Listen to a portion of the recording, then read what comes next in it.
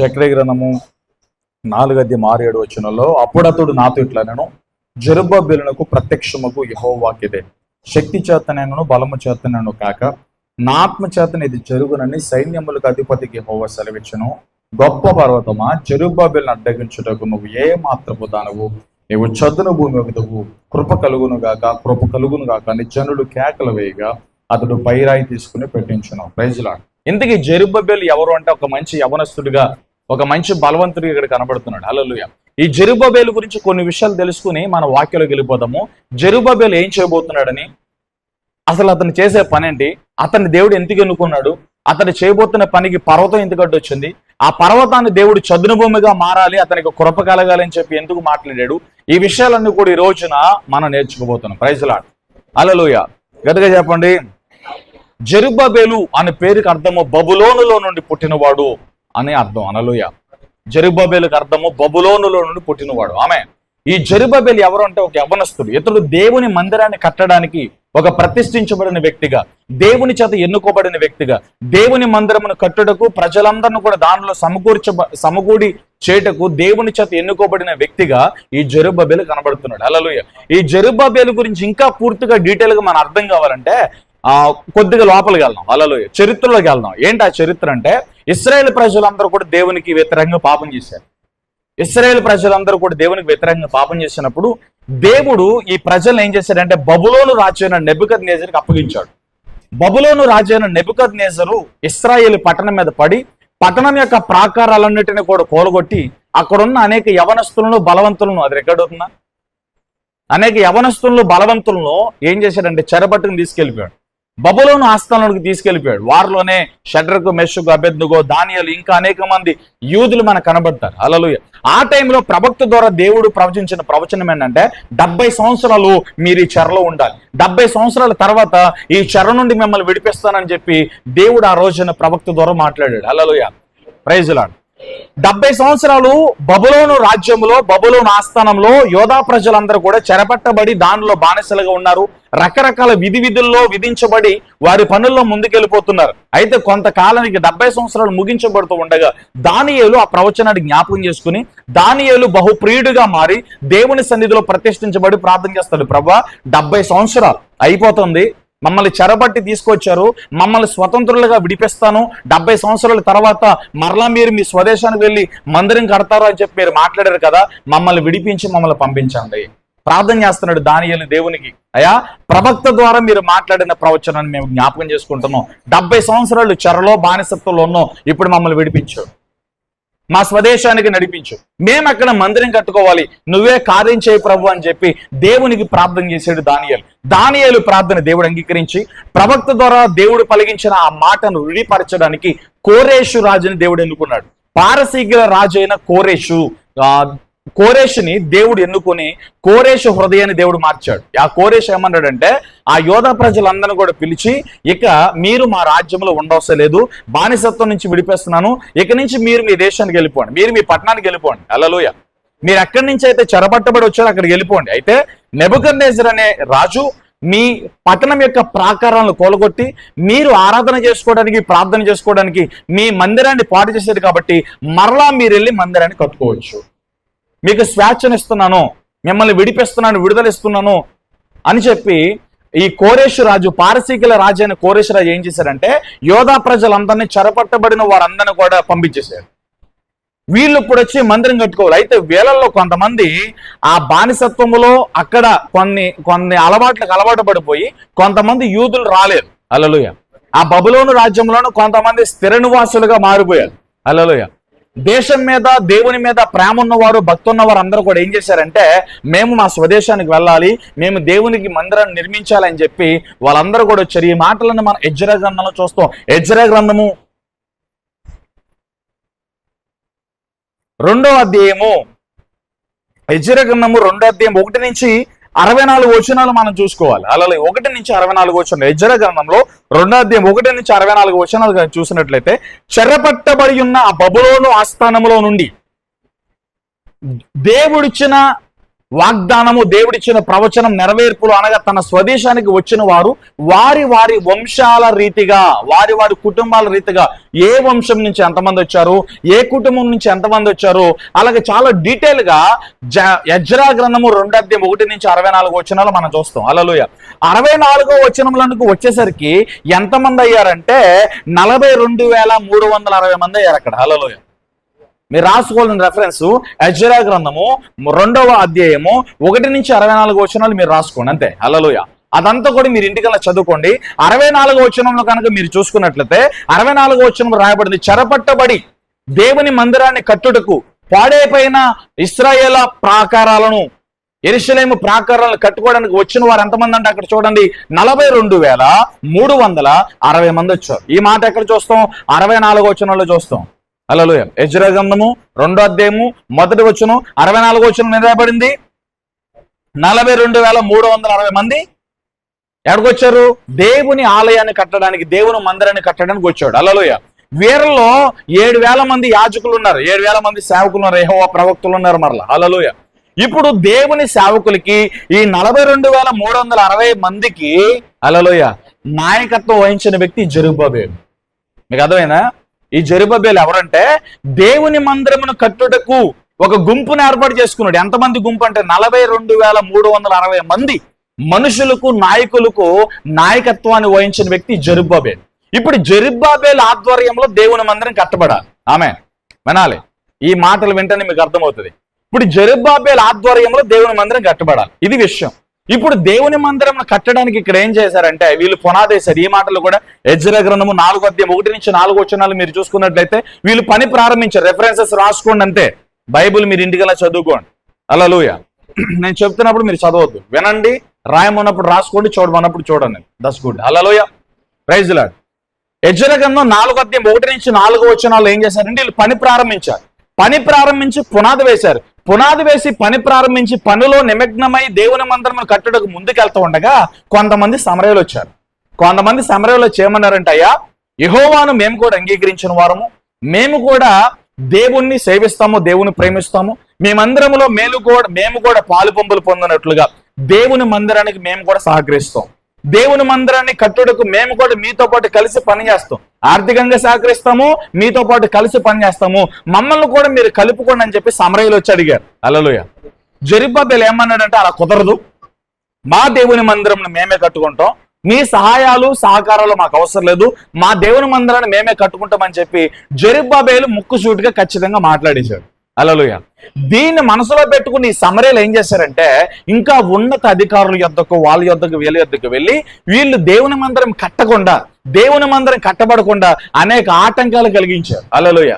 ఇప్పుడు సమరయులు ఆ లోపట ఆ విషయాన్ని ఎలా చెప్పారంటే దేవుని మందిరం ఎట్టి పరిస్థితుల్లో కట్టబడకూడదు, దేవుని మందిరం కట్టబడితే మనం చాలా షేమ్ ఫీల్ అవుతామని వాళ్ళు చాలా ప్రెస్టేజ్ గా తీసుకుని దేవుని మందిరం ఏది ఏ రకంగా అయినా ఆపేయాలని అనేక అధికారులతో మాట్లాడి దేవుని మందిరాన్ని ఆపిచ్చేశారు.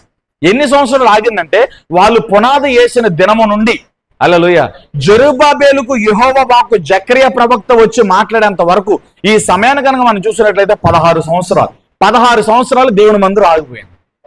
వీళ్ళు పునాది వేసిన రోజు నుండి దేవుని వాక్కు జకరియా ప్రవక్త ద్వారా జెరుబ్బబేలుకు దేవుని వాక్కు వచ్చే ఆ సమయం 16 సంవత్సరాలు పట్టింది. ఈ 16 సంవత్సరాలు కూడా జెరుబ్బబేలు దుఃఖపడిపోతున్నాడు. అరే బంగారం ఉంది, వెండి ఉంది, ధనం ఉంది, 42,360 మంది మేమున్నాము, దేవుని మందిరం కట్టడానికి శక్తి ఉంది, సామర్థ్యాలు ఉన్నాయి, డబ్బుంది, బలం ఉంది, జనులు ఉన్నారు, తలకొక రాయి పెడితే రోజుకు బోలంత పని అయిపోతుంది, పునాది వేసిన కడే మందిరం ఆగిపోయింది, బలమున్నా, డబ్బున్నా, శక్తి ఉన్నా, మనుషులున్న, అధికారం ఉన్నా మేము కట్టలేకపోతున్నాం అని చెప్పి ఒక డిప్రెషన్లోకి వెళ్ళిపోయాడు జెరుబ్బబేలు, ఒక కృంగిదలలోనికి వెళ్ళిపోయాడు జెరుబ్బబేలు, ఒక అంధత్వంలోనికి వెళ్ళిపోయాడు జెరుబ్బబేలు. అన్నీ ఉన్నాయి, లేకపోతే బాధపడచ్చు, అన్నీ ఉన్నాయి, అన్నీ ఉండి కూడా నేను దేవుని మందిరాన్ని కట్టలేకపోతున్నానని చెప్పి జెరుబ్బబేలు ఒక డిప్రెషన్లోకి వెళ్ళిపోయాడు. హల్లెలూయా. ఆమె చేయలేదు తెలియ చెప్పండి, ఎక్కడికి వెళ్ళిపోయాడు చెప్పండి? జెరుబ్బబేలు ఒక డిప్రెషన్లోకి వెళ్ళాడు. హల్లెలూయా. ఆ డిప్రెషన్ బట్టి, ఆ బాధను బట్టి, ఆ కృంగిదలను బట్టి జెరుబ్బాబెలు అడుగు తీసి అడిగేలేని పరిస్థితిని దేవుడు గమనించి ఆ సమయంలో హగ్గయితో మాట్లాడాడు, జకరీతో మాట్లాడాడు. అయితే హగ్గయితో మాట్లాడిన మాటలో మనం ఈ రోజున డిస్కషన్ చేయట్లా, కానీ జకరియా మాట్లాడిన మాటలు ఈ రోజు డిస్కషన్ చేయబోతున్నాం. ఇప్పుడు ఈ జకరియా ప్రవక్త వచ్చి జెరుబ్బాబెలు దగ్గర నిలబడ్డాడు. హల్లెలూయా. ఈ జెరుబ్బాబెలు ఏమంటున్నాడంటే, జెరుబ్బాబెలు ఆగు, హల్లెలూయా, ఇది నీ శక్తితో నీ బలముతో అవదు, ఇది హల్లెలూయా, ఇది దేవుని ఆత్మ ద్వారా జరుగుద్ది. చాలా క్లియర్ గా చెప్తున్నాడు. నీ దగ్గర డబ్బు ఉంది, వెన్నుంది, బంగారం ఉంది, మందిరము కట్టడానికి నీకు ఏం కావాలో అన్నీ ఉన్నాయి. మందిరము కట్టడానికి నీకు ఎంత సామర్థ్యం కావాలో అంత సామర్థ్యం ఉంది. మనుషులు ఎంతమంది కావాలో లెక్కకు మించిన మనుషులు ఉన్నారు, కానీ మనుషుల బలంతో మందిరాన్ని కట్టలేవు. నీ దగ్గర ఉన్న వెండి బంగారంతో మందిరం కట్టలేవు. నీ శక్తి సామర్థ్యంతో మందిరం కట్టలేవు. ఈ మందిరం కట్టబడాలి అంటే దేవుని ఆత్మ ద్వారా సాధ్యము. అదంటున్నాడు, శక్తి చేత కాదు, బలము చేత కాదు, నా ఆత్మ ద్వారా ఇది జరుగుద్ది అని చెప్పి జెరుబ్బాబెలు జీవితంలో ఒక పర్వతాన్ని గురించి మాట్లాడుతున్నావు. గొప్ప పర్వతమా, జెరుబ్బాబెలుని అడ్డగించడానికి నువ్వేం మాత్రం దానివి. ఈ గొప్ప పర్వతము చదును భూమిగా మారాలి. హల్లెలూయా. ఈ గొప్ప పర్వతము చదును భూమిగా మారాలి. ఎప్పుడైతే ప్రవక్త మాటలు అన్నాడో ఈ జనులందరూ కూడా కృప కలుగును గాక, దేవోక్తి వారి జీవితంలోనికి రాగా, దేవుని మాట వారి జీవితంలోనికి రాగా, వీరి జీవితంలోనికి దేవుని కృప వచ్చింది. హల్లెలూయా. ఈ రోజు ఈ పాఠం ద్వారా మనం నేర్చుకోవాల్సిన ఒక ప్రాముఖ్యమైన సత్యం అని తెలుసా? జెరుబ్బాబెలు దేవుని మందిరం కట్టడానికి, జెరుబ్బాబెలు దేవుని ఆలయాన్ని నిర్మించడానికి పూనుకున్న వ్యక్తి. 42,360 మందికి నాయకుడిగా ఉండి తన నాయకత్వంలో, తన ఆధిపత్యంలో, తన యాజమాన్యతత్వంలో దేవుని మందిరం కట్టడానికి పునాది వేసిన వ్యక్తి. అయితే అనేక ఆటంకాల ద్వారా మందిరం ఆగిపోయింది. ఈరోజు చాలా మంది మందిరాలు ఎలా ఆగిపోతున్నాయి, చాలా కుటుంబాలు ఎలా ఆగిపోతున్నాయి, చాలా వ్యక్తిగత జీవితాలు ఆగిపోతున్నాయి. ఎఫెసీ పత్రికలో రాయబడిన మాట, 1 కొరింథీ పత్రిక 3 రాయబడిన మాట, మీ దేహము దేవుని ఆలయము. హల్లెలూయా. ఆ రోజున జెరుబ్బాబెలు దేవుని మందిరం కట్టడానికి ఫెయిల్ అయిపోయాడు. దేవుని ఆత్మ సహాయం తర్వాత మందిరాన్ని కట్టగలిగాడు. తన జీవితంలోకి వచ్చిన గొప్ప పర్వతము ఎప్పుడు చదును భూమిగా మారిందో తెలుసా?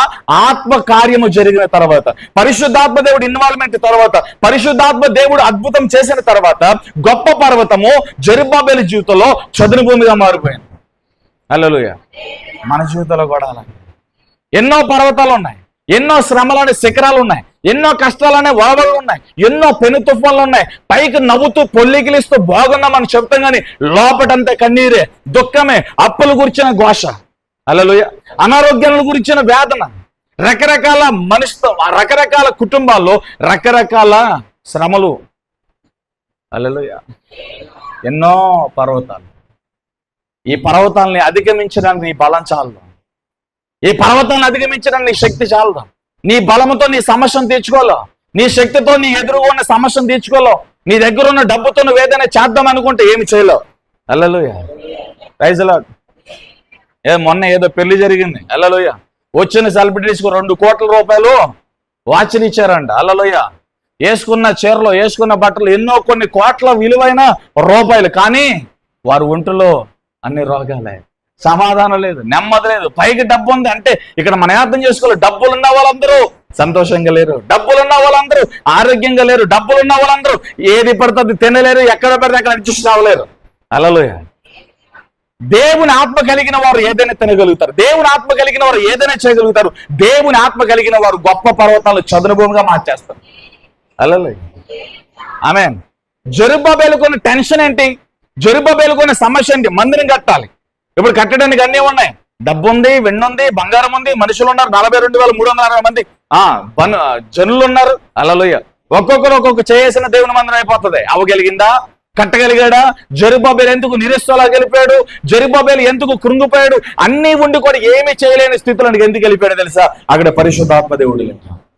అందుకే 2 కొరింథీ పత్రిక 3:17 రాయబడింది, ప్రభువు ఆత్మ, ఆయన ఆత్మ ఎక్కడ ఉండునో అక్కడ స్వతంత్రం ఉంటుంది. పరిశుద్ధాత్మ దేవుడు ఉన్నా కాడ ఆత్మకార్యాలు జరుగుతాయి. పరిశుద్ధాత్మ దేవుడు ఉన్నా కాడ సమాధానము నెమ్మది ఉంటుంది. పరిశుద్ధాత్మ దేవుడు ఏ కుటుంబంలో ఉంటాడో, పరిశుద్ధాత్మ దేవుడు ఏ సంఘంలో ఉంటాడో, పరిశుద్ధాత్మ దేవుడు ఏ వ్యక్తిగత జీవితంలో ఉంటారో వారు దినదినము శ్రమలలో వృద్ధి చెందుతారు, కష్టాలలో వృద్ధి చెందుతారు, నిందల్లో వృద్ధి చెందుతారు, అవమానాల్లో వృద్ధి చెందుతారు, ప్రమాదాల్లో వృద్ధి చెందుతారు.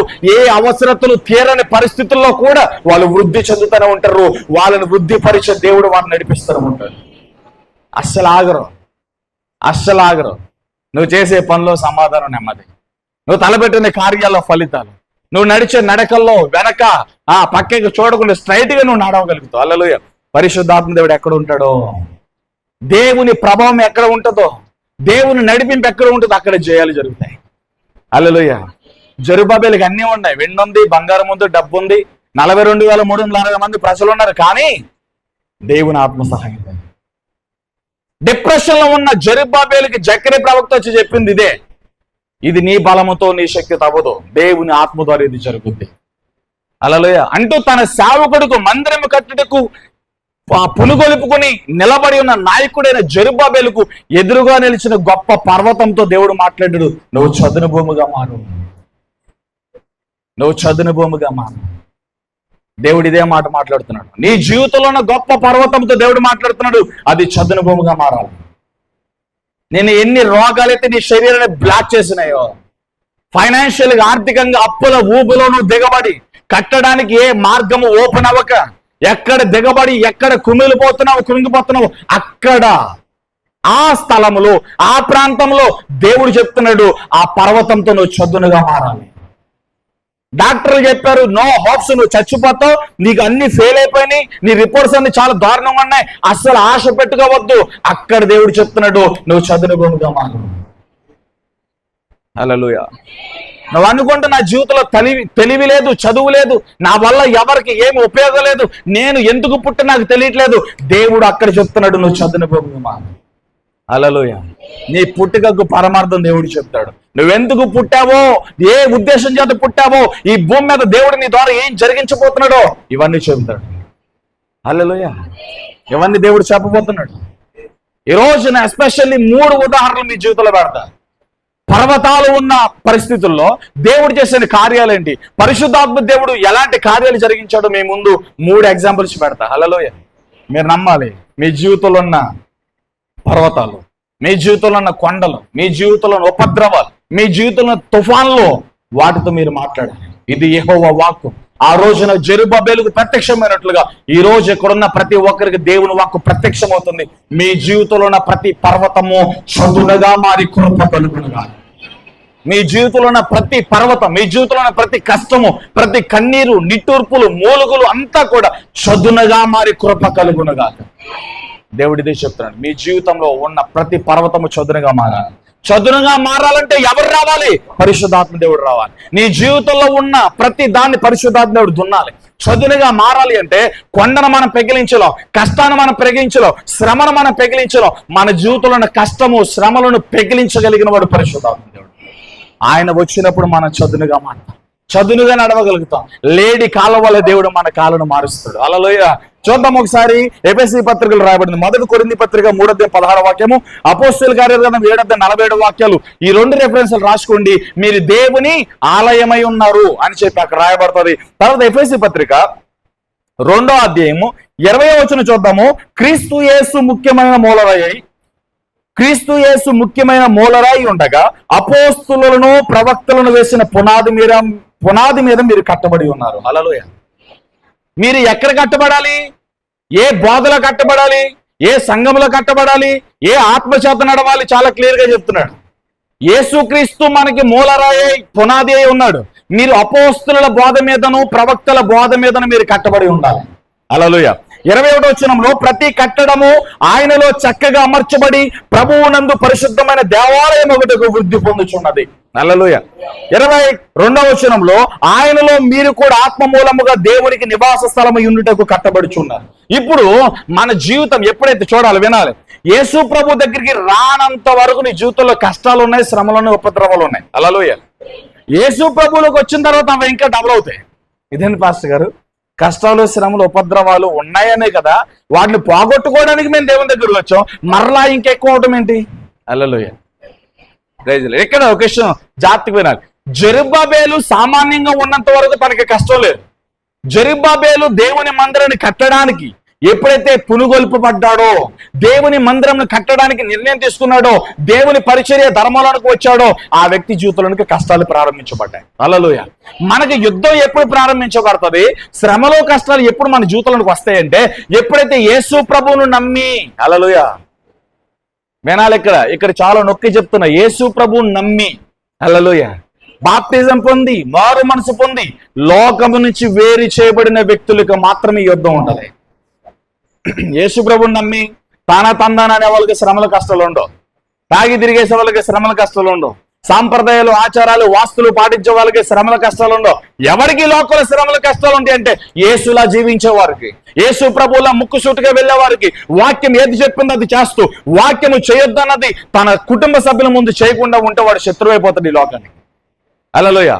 ఏంటారు, నువ్వే నీతిమంతులా చెప్తున్నావు, నీకే వాక్యం తెలిసినట్టు చెప్తున్నావు, మేము అన్నదంటే నువ్వు తింటకేమైంది అంటారు, అది తినకూడదని వాక్యం చెప్పింది అని చెప్పి నువ్వు అంటున్నా వాళ్ళెవరు నీ మాట వింటారు. హల్లెలూయా.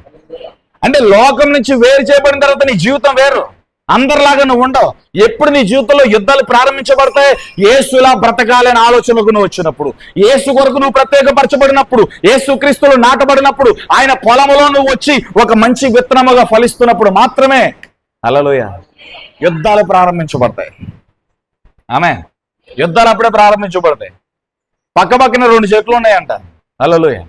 పక్కపక్కన ఎన్ని చెట్లు ఉన్నాయి? 2 చెట్లు ఉన్నాయి. ఒకటి ఎండిపోయి మాడిపోయి మసి అయిపోయినట్టుగా ఉంది, ఆకు లేదు, పువ్వు లేదు, పింద లేదు, ఎండిపోయిన మోడుగా ఉంది. హల్లెలూయా. ఒకటేమో పచ్చగా ఆకులతో చక్కగా చాలా గుబురుగా ఉంది, చక్క నీడెత్తుంది, ఎండ బాగేస్తుంది. జనులందరూ ఎక్కడికి వెళ్తారు చెప్పండి? పచ్చగా ఉన్న చెట్టు కిందకి వెళ్తారా, ఎండిపోయిన మోడు కాడికి వెళ్తారా?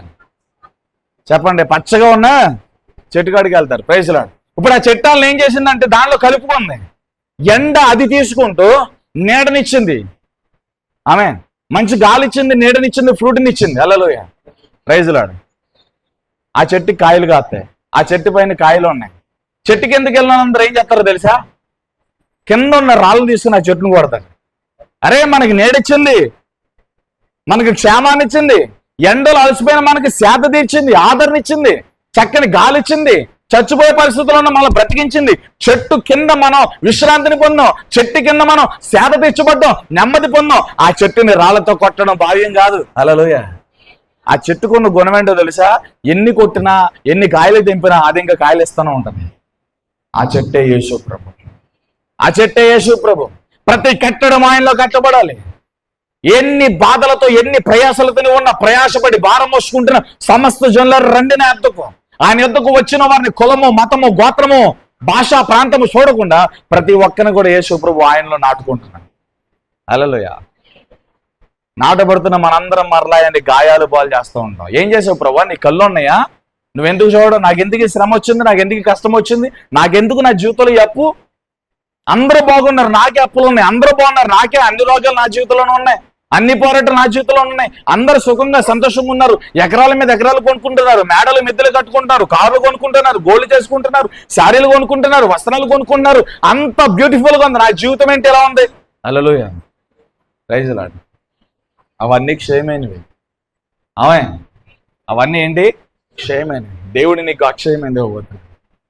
హల్లెలూయా. నీకు యుద్ధం ఎప్పుడు ప్రారంభించబడుతుందో తెలుసా? యేసు ప్రభు కొరకు నేను ఖచ్చితంగా బ్రతకాలి అని నిన్ను నువ్వు తీర్మానం తీసుకుని నీ జీవితాన్ని యేసు ప్రభుకు అప్పగించి యేసు ప్రభు కొరకు ఈ లోకంలో ఎప్పుడైతే నువ్వు జీవించడం ప్రారంభిస్తావో ఆ మొదటి రోజు నుంచే నీ జీవితంలో యుద్ధాలు ప్రారంభించబడతాయి. నువ్వు వాక్యంలో కాంప్రమైజ్ కాకుండా వాక్యం ఏమి చెప్పిందో అదే నేను చేస్తాను, వాక్యానుసారంగా నేను జీవిస్తాను, సేవకుడు మాట నేను జవదాటను, ఉపదేశానికి నేను లోపడతానని ఎప్పుడైతే నువ్వు ఒక మంచి తీర్మానం తీసుకుని యేసు ప్రభు కొరకు బ్రతకడం ప్రారంభిస్తావో ఆ డే నుంచి, ఆ రోజు నుంచి నీ జీవితంలో యుద్ధాలు ప్రారంభించబడతాయి. హల్లెలూయా. అయితే యుద్ధాలు ప్రారంభించబడతాయి కానీ యుద్ధము చేసేది మాత్రము దేవుడే. శ్రమలు వస్తాయి కానీ ఆ శ్రమలో నడిపించే నావికుడు మాత్రం యేసయ్యే. హల్లెలూయా. ఉపద్రవాలు మన జీవితంలో కలుగుకుంటాయి కానీ తుఫాన్లు, పెను తుఫాన్లు, ఈదురుగాలు మన జీవితంలోకి వస్తాయి కానీ వాటన్నిటి నుంచి విడిపించి సరళముగా పర్వతాన్ని చదునుగా మార్చేది మాత్రం దేవుడే. హల్లెలూయా. అదే మనం నమ్మాలి. చేతులు తెలియజేద్దామా? ఎదురుగా చెప్పండి. చూడండి ఒకసారి పరిశుద్ధ గ్రంథం తెరిచి 2వ దినవృత్తాంతాల గ్రంథం 20వ అధ్యాయము 1 నుంచి చూద్దాం. రెండవ దినవృత్తాంతాల గ్రంథం తెరవండి. ఓకే రైట్, ఇంటికెళ్ళా చదువుకోండి. రెండవ దినవృత్తాంతాల గ్రంథం మొదటి అధ్యాయం నుంచి మీరు ఎక్కడ చదువుతారంటే 18 వచ్చిన వరకు మీరు చదవాలి. నేను చెప్పే పాఠాలను దీంట్లోనే ఉంటాయి, మీరు దిక్కులు వస్తావు. రెండవ దినవృత్తాంతాల గ్రంథం 20 అధ్యాయము 1 నుంచి 18 వచ్చిన మీరు చూసుకోవాలి. హల్లెలూయా. ఇక్కడ యెహోషాపాతు రాజు ఉండగా మోయాబీలు ఎవరెవరు వచ్చారు ఇక్కడ చూడండి. మోయాబీలు, అమోనీయులు, పెయోనీయులు. హల్లెలూయా. వీళ్ళందరూ దండెత్తి యెహోషాపాతు మీదకి వచ్చారు. హల్లెలూయా. ఇప్పుడు యెహోషాపాతు యుద్ధం చేయాలి. ఇక్కడ యెహోషాపాతు ఏం చేయాలి చెప్పండి? ఏం చేయాలి? యుద్ధం చేయాలి. అంత శక్తి లేదు, అంత బలం లేదు. యెహోషాపాతు యుద్ధం చేయడానికి అంత స్టామినా లేదు. ఇప్పుడు ఏం చేయాలి? యెహోషాపాతు ప్రార్థన చేయడం మొదలెట్టాడు. చూడండి ఒకసారి ప్రార్థన 14వ వచనము పైన ప్రార్థన చేశాడు. 14వ వచనం ఏం చూడండి అక్కడ. అప్పుడు మత్యనకు పుట్టిన యెహయేలు కుమారుడైన బెనయకు జననమైన జకరియా కుమారుడును ఆసాపు సంతతి వాడును లేవీయుడగు హల్లెలూయా యెహజీయేలు సమాజంలో ఉండిన యెహోవా ఆత్మ అతని మీదకి రాగా అతడేలాగూ ప్రకటించెను. హల్లెలూయా. ఎవరైతే ఆ శత్రువులను చూసి ఆ మనుషులను చూసి భయపడుతున్నారో వాళ్ళందరికీ కూడా దేవుని వాక్కు ప్రత్యక్షమైంది. హల్లెలూయా. దేవుని ఆత్మతో నింపబడిన ప్రవక్త చెప్తున్నాడు, యోధావారులారా, యెరూషలేము కాపరస్తులారా, యెహోషాపాతు రాజా, మీరందరూ ఆలకించుడి. హల్లెలూయా. వినండి, చెవుల దగ్గర పెట్టుకుని. యెహోవా సెలవిచ్చినదేమనగా, ఈ గొప్ప సైన్యమునకు మీరు భయపడుకుడి, జడీకుడి, మీ యుద్ధము మీరు కాదు, దేవుడే జరిగించను. ఇదే చెప్తున్నా నేను. మీకు వచ్చిన శ్రమలు, కష్టాలు, ఉపద్రవాల్లో మీరు నిలబడ్డారంటే అక్కడ దేవుడు ఉన్నాడు. హల్లెలూయా. మీరు నిలబడినప్పుడు, మీరు నడుస్తున్నప్పుడు మీ అడుగులు దేవుడు స్థిరపరుస్తాడు. యుద్ధం మీరు కాదు, శ్రమల్లో ఎదురాడని మీరు అనుకుంటున్నారా? కాదు కాదు. మన బలంతో శ్రమను జయించలేం, సతికిల పడిపోతాం. హల్లెలూయా.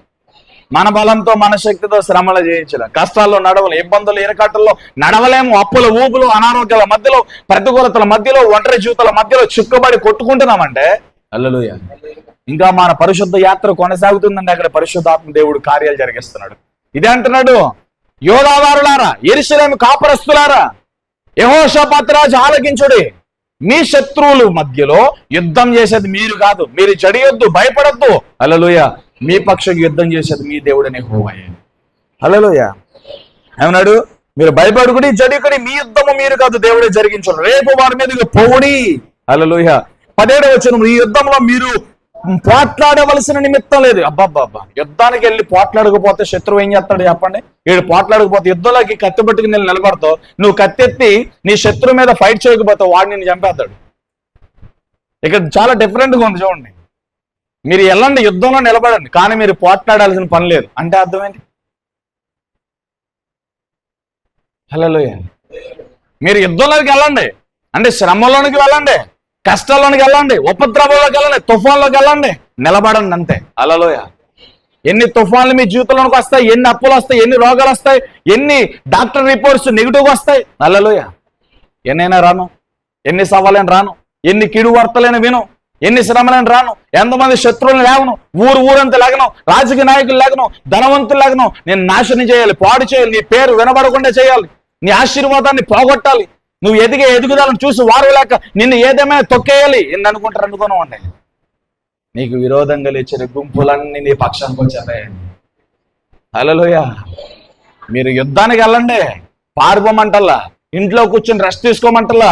శ్రమ కలిగినప్పుడు, కష్టాలు కలిగినప్పుడు, అప్పులు కలిగినప్పుడు, ఉపద్రవాలు కలిగినప్పుడు యుద్ధానికి వెళ్ళమన్నాడంటే దాని అర్థం ఏంటి తెలుసా?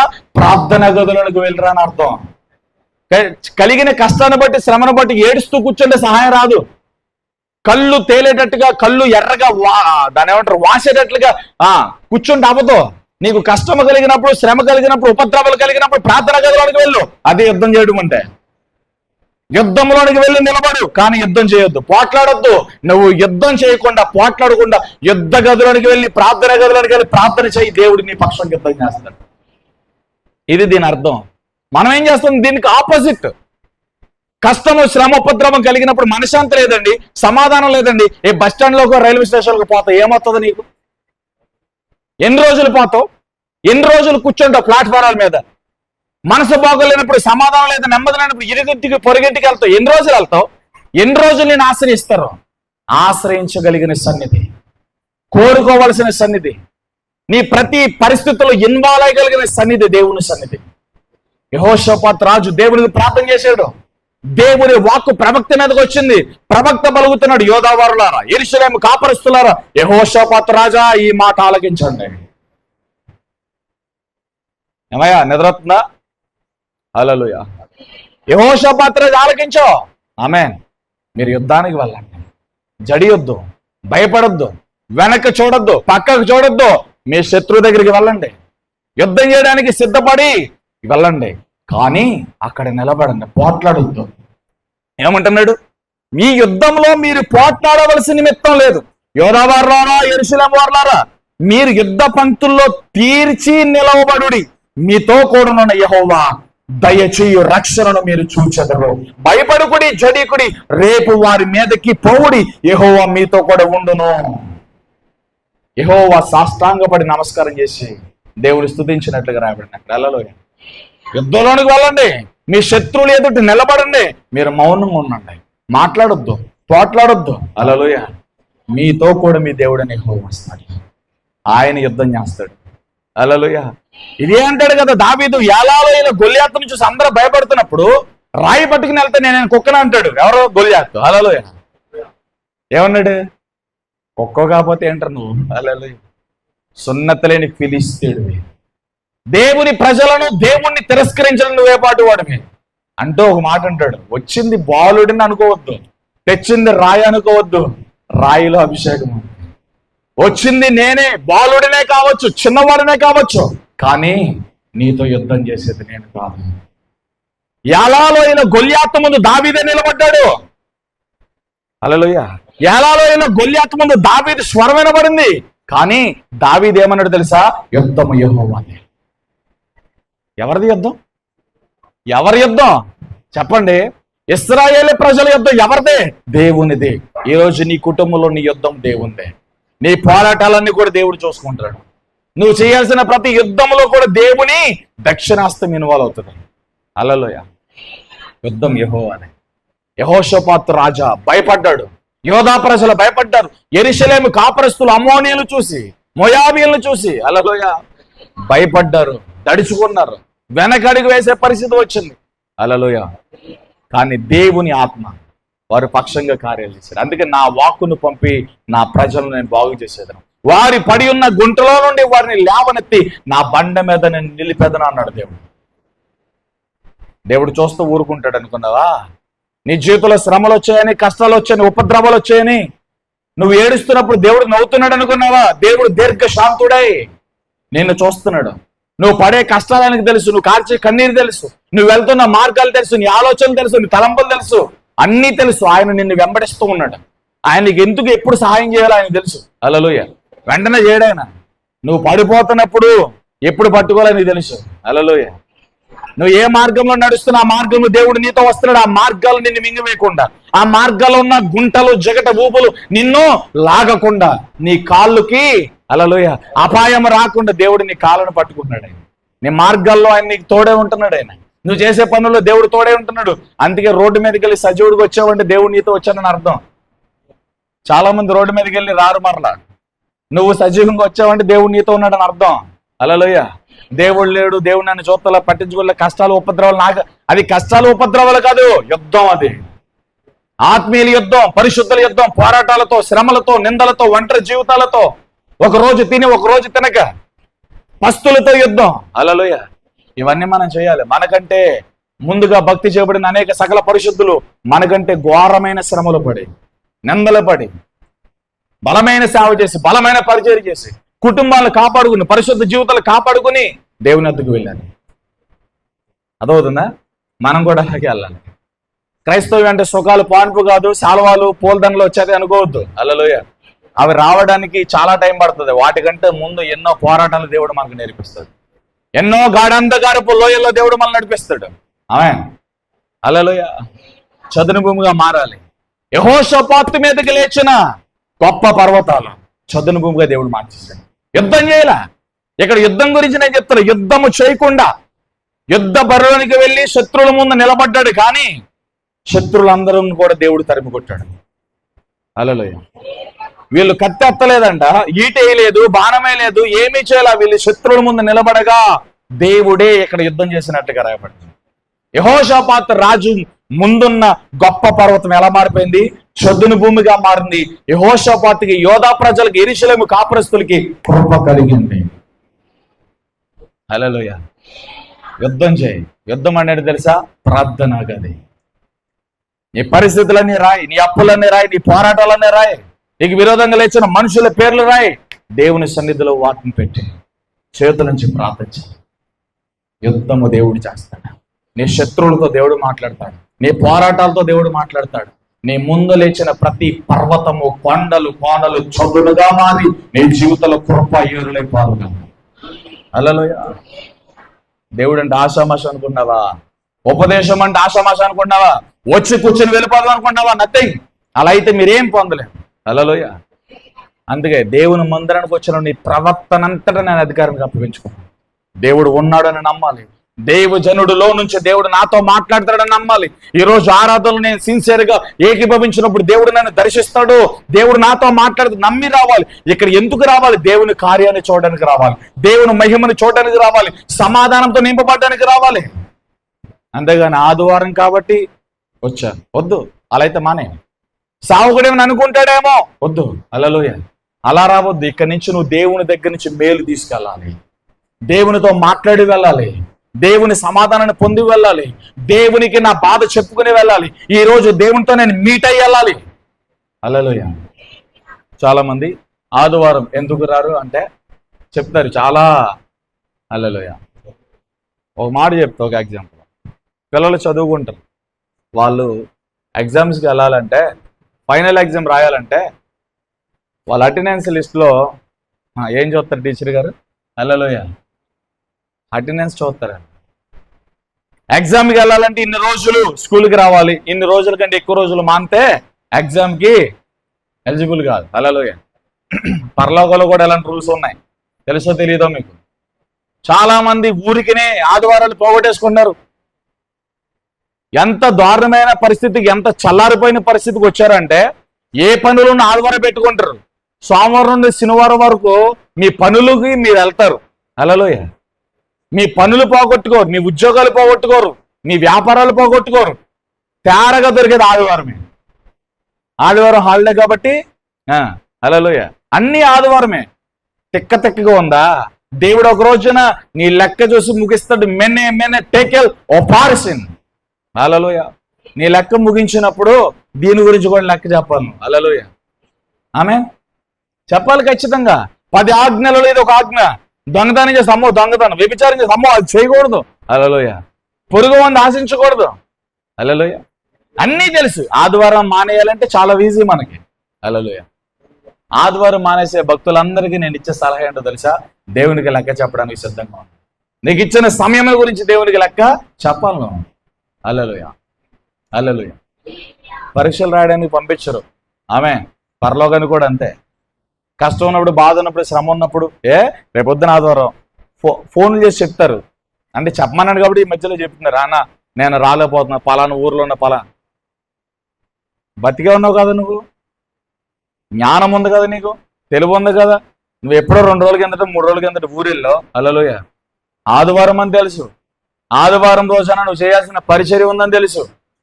నువ్వేం చేయాలి? శనివారం నైట్ అన్నా బయలుదేరి ఆదివారానికి మందిరానికి రావాలి. హల్లెలూయా. లేవడానికి బద్ధకం, స్నానం చేయడానికి బద్ధకం, బట్ట కట్టుకోవడానికి బద్ధకం, బైబిల్ పట్టుకుని రావడానికి బద్ధకం, వర్షం వస్తే ఎక్కడ తడిసిపోయి అక్కడే ఏర్లు వచ్చేసి మొక్కైపోతున్నాడు బద్ధకం, భయాలు. హల్లెలూయా. Praise Lord. ఆదివారం పూట దేవుని సన్నిధిని, దేవుని సమయాన్ని ఎగ్గొట్టేసే వారందరికీ కూడా ఈ మాటలు అంకితం. జాగ్రత్త. చెప్పండి, ఆదివారం రానులందరికీ చెప్పండి, అన్నయ్య పిచ్చ కింద తిట్టారని చెప్పండి. దేవుడు అంటే లెక్కలేదా మీకు? పరిశుద్ధ దినం అంటే లెక్కలేదా మీకు? హల్లెలూయా. మోషే ధర్మశాస్త్రం ప్రకారం ఆదివారం పూట దేవుని సన్నిధి మానినా, ఆదివారము సన్నిధికి వచ్చి కూడా ఏ పనైనా చేసినట్టు కనపడితే వాడిని ఏం చేసేవాళ్ళు చెప్పండి? రాళ్లతో కొట్టి చంపేవాళ్ళు. 6 దినాలే కష్టపడడానికి నీకు దేవుడు అవకాశం ఇచ్చాడు. 7వ రోజు ఆయనతో గడపలిసిందే, ఆయన సన్నిధిలో నువ్వు కనబడాల్సిందే, ఆయన నామాన్ని ఎత్తి స్తుతించాల్సిందే. హల్లెలూయా. ప్రైజ్లాడు. ఆదివారం దేవుని సన్నిధి మారడానికి చుట్టాల ఇంటికి వెళ్ళిపోతారు, బంధువుల ఇంటికి వెళ్ళిపోతారు, పిల్లల దగ్గరికి వెళ్ళిపోతారు, అక్కడికి వెళ్ళిపోతారు, ఎక్కడికి వెళ్ళిపోతారు, అన్నీ చేసేస్తారు. హల్లెలూయా. వెళ్ళే దారిలో ఏదైనా అయిందనుకో ఏమైపోతాను? చాలా చిన్న ప్రాణాలు మనం ఎంత మన బ్రతుకులేరు. దేవుని కృప లేకుండా, దేవుని సహాయం లేకుండా ఏం చేయగలుగుతాం? ఒక చాటుకి వెళ్ళి మరలా మన ఇంటికి రావాలంటే దేవుని కృప ఉండాలి. రోడ్డు మీదకి వెళ్ళి మరలా మన ఇంటిలోనికి క్షేమంగా రావాలంటే దేవుని కృప ఉండాలి. దేవుని కృప లేకుండా మనం ఏం చేయలేం. ఎందుకు రాలేదు బ్రదర్? వర్షం వచ్చింది. హల్లెలూయా. వాన వచ్చిందా? హల్లెలూయా. వర్షం మొత్తం ఏమైంది? రోడ్లు బురదగా ఉన్నాయా? హల్లెలూయా. మీ ఇళ్ళ కొత్త అన్ని కంపులే కొడతాయి. ఏదో పెద్ద శుద్ధులాగా చెప్తారు మీరు. ఎక్కడెక్కడ ఉంటాయి. సరిగ్గా చదువుకోరు, ఇంటిని చక్కబెట్టుకోరు. కానీ ఈ దేవుని మందిరానికి రావడానికంట, ఓపెన్ గా మాట్లాడుతున్నాను, హల్లెలూయా, దేవుని మందిరానికి రావడానికంట బురద అంటే వద్దంట. వర్షాకాలం వర్షం పడకుండా బురద అవ్వకుండా ఎలా ఉంటది నీకు? వర్షాకాలమైన, ఎండాకాలమైన, శీతాకాలమైన దేవుని మందిరము గుర్తుంటుందా? దేవుని క్రమము గుర్తుంటుందా? హల్లెలూయా. Praise lord. చేయలేదు తెలియదు. నా దృష్టిలో, దేవుని దృష్టిలో, దేవుని మందిరాన్ని, ఆదివారి క్రమాన్ని విడిచిపెట్టినోడు అసలు దేవుని ప్రేమించట్లేదు. ఇది రాసిపెట్టు. నువ్వైనా నేనైనా ప్రతి ఒక్కరికి ఒత్తిచ్చుద్ది మాట. దేవుని ప్రేమించేవాడు, దేవుని ఆరాధించాలనుకున్నవాడు, దేవుని సేవించాలనుకున్నవాడు దేవుని మందిరం ఎప్పుడు తెరుస్తారా? టైం కంటే నేను ముందెళ్ళాలి, ముందు కూర్చోవాలి, ఈ మనసు ఉంటది దేవుని ప్రేమించేవారిలో. 9 గంటల కంటే 9:15, 9:30కి 10ంటికి వచ్చేవాడు దేవుని ప్రేమించట్లేదు. నువ్వు ఇచ్చే కానుకలు, నువ్వు ఇచ్చే దశమ భాగాలు, నువ్వు చేసే పనులు, హల్లెలూయా, నీ దీవెన కొరకే గాని నేను పరలోకానికి చేర్చలే. హల్లెలూయా. దేవుని ప్రేమించేవారు ఎలా రావాలి? సమయానికి రావాలి. సమయానికి దేవుని మందిరంలో ఉండాలి. హల్లెలూయా. Praise lord. ప్రేమ విందులు ఉంటాయి, ముందు వరుసలో కూర్చుంటారు, లాస్ట్ను కూర్చోవచ్చు కంటే ఐటమ్స్ అయిపోతే చాలా నష్టం జరుగుతుంది. హల్లెలూయా. కాబట్టి ముందు వరుసలోనే కూర్చోవాలి. తిండిబోతులు కొంతమంది ఉంటారు. హల్లెలూయా. రాత్రి 9ంటిగా పడుకుంటారు. రాత్రి 9ంటిగా పడుకున్నా కొద్దిగా ప్రార్థన చేసుకొచ్చుకుంటే 9ంటికి పడుకోకపోతే ఫేస్ గ్లామర్ పోతుంది. హల్లెలూయా. కాబట్టి 9 గంటలకు పడుకోకపోతే అనారోగ్యాలు వచ్చేది. కాబట్టి 9ంటికి పడుకోవాలి. హల్లెలూయా. కొంతమంది ఉంటారు టాబ్లెట్లు వేసుకోవడానికి అలారాలు పెట్టుకుని మరి వేసుకుంటారు. కొంతమందిని చూస్తాను నేను. హల్లెలూయా. టైంకి మోగుద్ది, టైంకి టాబ్లెట్ వేసుకుంటారు. ముందు వెళ్ళి వేసుకోవడానికి అలారం, నిద్రపోతానికి అలారం, మధ్యాహ్నం 12ంటికి భోజనం చేయడానికి ఇంట్లో ఒక అలారం, సాయంత్రం పూట భోజనం చేయడానికి నిద్ర వచ్చేది. చూడండి కొంతమందికి. మీ నిద్రలను పోగొడతాను. హల్లెలూయా. చేయలేదు తెలియ చెప్పండి. సాయంత్రం పూట పడుకోవడానికి, సాయంత్రం పూట భోజనం చేయడానికి అలారం. Praise lord. ప్రతి దానికి అలారాలు ఉంటాయి. కానీ మీ బ్రతుకుల్లో లేని అలారం తెలుసా? ప్రార్థన గదిలోనికి వెళ్ళడానికి అలారం ఉంటుంది, బైబిల్ చదవడానికి అలారం ఉండదు, దేవుని మందిరానికి రావడానికి అలారం ఉండదు. దైవజనుడు ఫోన్ చేసి నానా పలానా పరిచర్య ఉందంటే దానికి రావడానికి అలారాలు ఉండవు. వీడు ఫోన్ చేసి ఇప్పుడు ఎక్కడ రమ్మంటాడు, ఈ వాన్లో రొచ్చులో ఎక్కడ సావాలో, రాపోతే ఏమనుకుంటాడో. హల్లెలూయా. మీరు మంచోళ్ళు, మీరు ఇలా అనుకోరు కానీ కొంతమంది అనుకుంటారు. ఫోన్ చేయగానే వచ్చేసే నిష్పక్షమైన పరిశుద్ధులు మీరు, అలా శిష్యులు మీరు. హల్లెలూయా. మిమ్మల్ని నేనేం అనలా, మిమ్మల్ని పొగిడేనే తప్ప. Praise Lord. ప్రతిదానికి అలారాలు ఉంటాయి. దేవుని సన్నిధికి, దేవుని సమయానికి, ప్రార్థన జీవితానికి, వాక్యం చదవడానికి అలారాలు ఉండవు. హల్లెలూయా. ఈ ముక్క కట్ చేసి యూట్యూబ్లో పెడతాను. చేసలేదు తెలియ. ఆదివారం అంటే అంత అలుసా? ఒకడేమో కోళ్ళకి వెళ్తానంటాడు, ఒకడేమో కుక్కలకి వెళ్తానంటాడు, ఒకడేమో ఇల్లు కట్టుకుంటానంటాడు, ఇంకా ఒకలేమో పిల్లల దగ్గరికి వెళ్ళాలంటారు. హల్లెలూయా. యేసు ప్రభు క్రమం విషయాలు ఎంత పవర్ఫుల్గా ఉంటాడో చెప్తాను వినండి. యేసు ప్రభు మార్గంలో నడుచుకుంటూ వెళ్తూ ఉండగా యవనస్తులుగా నువ్వు వచ్చి నన్ను వెంబడించేయి అన్నాడు. హల్లెలూయా. అక్కడ జరిగిన సంఘటన ఏంటంటే తండ్రి చచ్చిపోయాడు, తండ్రి శవం మీద పడి ఏడుస్తున్నాడు. హల్లెలూయా. ప్రభువా, నేను వెంబడించడం నాకు ఇష్టమే, నేను వెంబడిస్తాను, అయితే కొద్దిగా సమయం ఇవ్వు. నా తండ్రి చచ్చిపడి ఉన్నాడు, అతన్ని తీసుకెళ్లి సమాధి చేసి, చచ్చినోని అలా వదలకూడదు కదా. నా సొంత తండ్రి, నా కన్న తండ్రిని తీసుకెళ్లి సమాధి చేసి, బరియలు చేసి నేను నిన్ను వెంబడిస్తానంటే యేసు ప్రభు దానికి ఒప్పుకోవాలి. అవసరాలు నువ్వు అన్నాడు. హల్లెలూయా. ఇప్పుడే రావాలి నువ్వు అన్నాడు. మృతుల్ని పాతి పెట్టుకున్నాము, నువ్వు వచ్చి సజీవునే నన్ను వెంబడించు. ఏంటి చెప్తారు మీరు? బ్రదర్ పరిచర్య ఉంది వస్తావా? అన్న నేను పలానా చాటుకి వెళ్ళాలి, దాన్ని వదిలిపెట్టి రావాలి నువ్వు. లేకపోతే కుదరదు. హల్లెలూయా.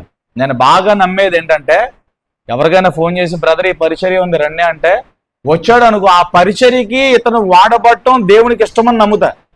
ఏ కారణం చేతనే వాళ్ళు రాలేదు అంటే ఆ పరిచర్యకి దేవుడు వారిని ఎన్నుకోలేదని అర్థం. అంతే, నేను నమ్మేది అదే. హల్లెలూయా.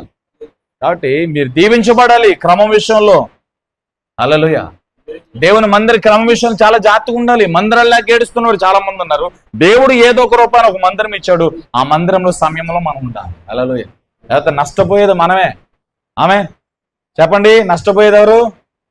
కాబట్టి వాక్యంలోకి వెళ్ళిపోదాం. మనందరి చేతులే తల్లి చెప్పండి. యెహోషాపాతు రాజుతో దేవుడు చెప్పిన మాట దేవుడు నెరవేర్చు. యుద్ధం చేయకుండా దేవుని ఆత్మ సహాయంతో శత్రువులను జయించాడంట.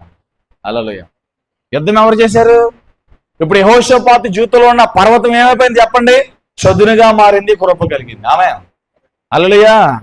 చూడండి మళ్ళీ తర్వాత నిర్గమకాండం 4:3-4 వచ్చినారు. నిర్గమకాండం 14:7 నుంచి 13-14 వచ్చినారు. మీరు ఇంటికి అలా చదువుకోండి. ప్రైజ్ లార్డ్ చెప్పండి. మోషే అని దేవుడు పిలిచాడు. ఎక్కడున్నాడు మోషే? గొర్రెలు మేపుకుంటున్నాడు. మన్నుచున్న పొద దగ్గరికి దేవుడు పిలిచాడు. వినాలి. హల్లెలూయా. ఎవడు పిలిచాడు? మండుచున్న పొద దగ్గరికి వచ్చాడు. ఆ విడ్డూరాన్ని చూశాడు, విచిత్రం చూశాడు. చూస్తూ ఉండగా దేవుడు స్వరంతో మాట్లాడుతున్నాడు, మోషే నువ్వు నిలబడిన స్థలం పరిశుద్ధమైంది, నీ చెప్పులు కొన్న కాళ్ళు కొన్న చెప్పులు విప్పి నా దగ్గర రా. హల్లెలూయా. చెప్పులు తీసాడు, దగ్గరికి వచ్చాడు. హల్లెలూయా. నువ్వు మోషే దగ్గరికి, ఆ మోషేతో దేవుడు చెప్పింది ఐగుప్తుకి వెళ్ళాలి. హల్లెలూయా.